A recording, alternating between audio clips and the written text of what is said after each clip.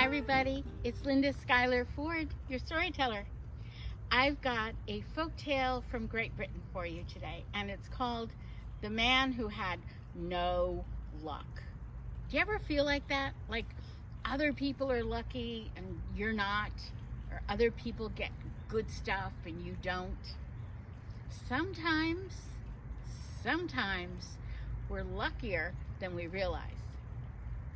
There was a man who had no luck. And he had all that he needed. He had a home and he had food.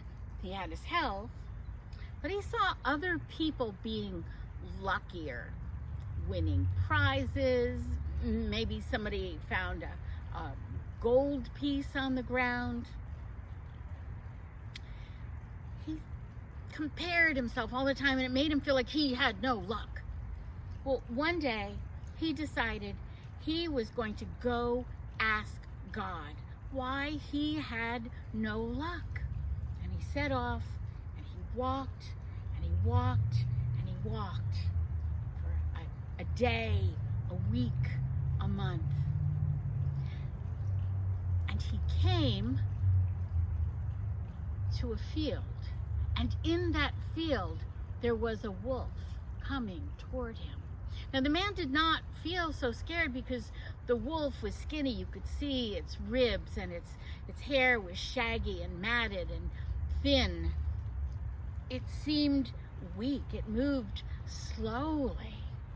And the wolf stopped when it got to the man and said, "Good day. How are you?" I'm okay, said the man, but I'm on my way to find God, to ask him why I don't have any luck. "Oh, that's a good idea," said the wolf. "If you happen to find God, would you ask him why I am so thin and frail, please?" "Well, sure," said the man, and off he went. He walked and he walked and he walked. He walked for a day, he walked for a week, he walked for a month. And eventually, he came to a thick forest. There was a narrow path. He could just make out where to walk as he made his way through the forest. And then, by the side of the path, among all these trees that soared up to the sky and competed for the rays of the sun, their needles green and shiny and bright, there was one tree that was twisted, and it leaned to the side. It was not nearly as tall as the other trees, and its needles were green-yellow and green-brown. The man stopped to look at the tree for a moment, and the tree spoke, and it said, "Sir, where are you going?"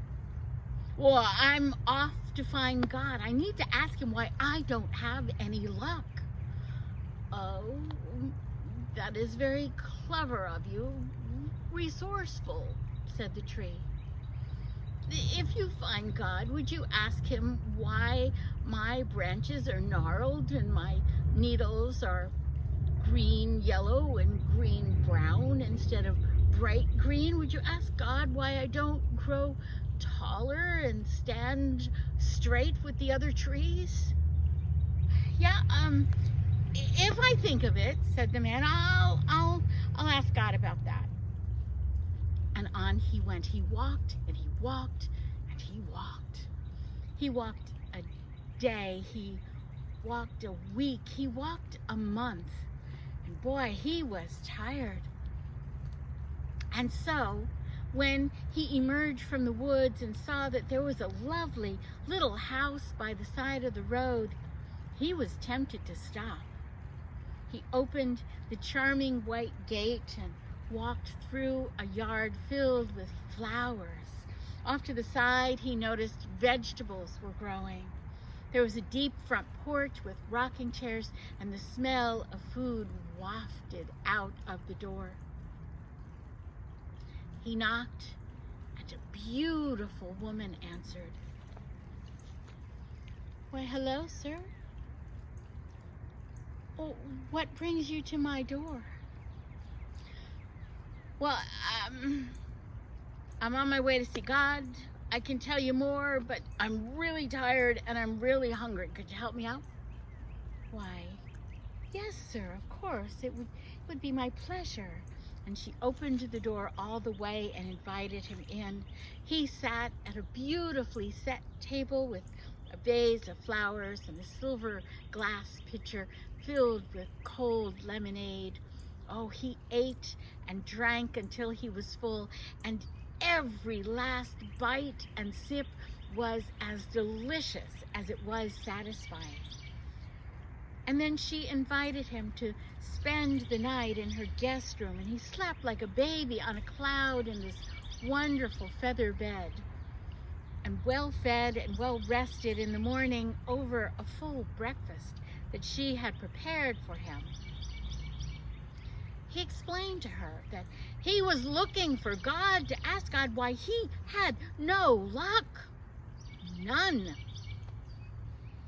And the woman nodded and understood. She sat at the piano and played, and they sang for a while, and then she packed up a nice little tin of cold chicken and biscuits, a little bit of lemonade for him to take on the way. And as he left, she said, if I may be so bold, if you find God, would you ask him, please, why I'm so alone and lonely, please?"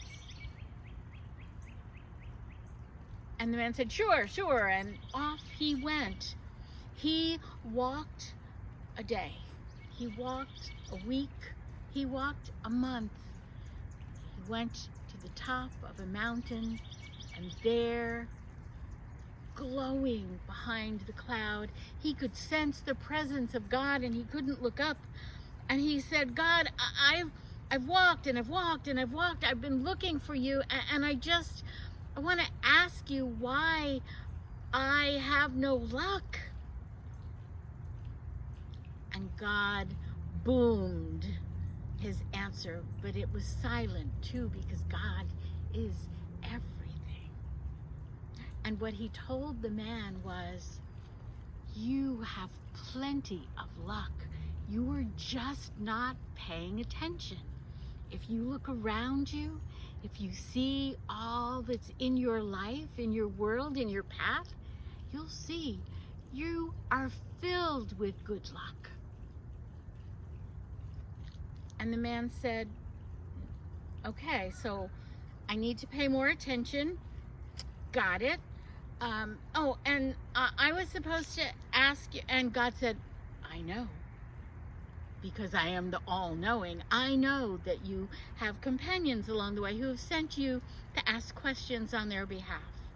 And here is what I have to say." And God whispered the answer that each of those entities asked, so that the man could take those answers back to them.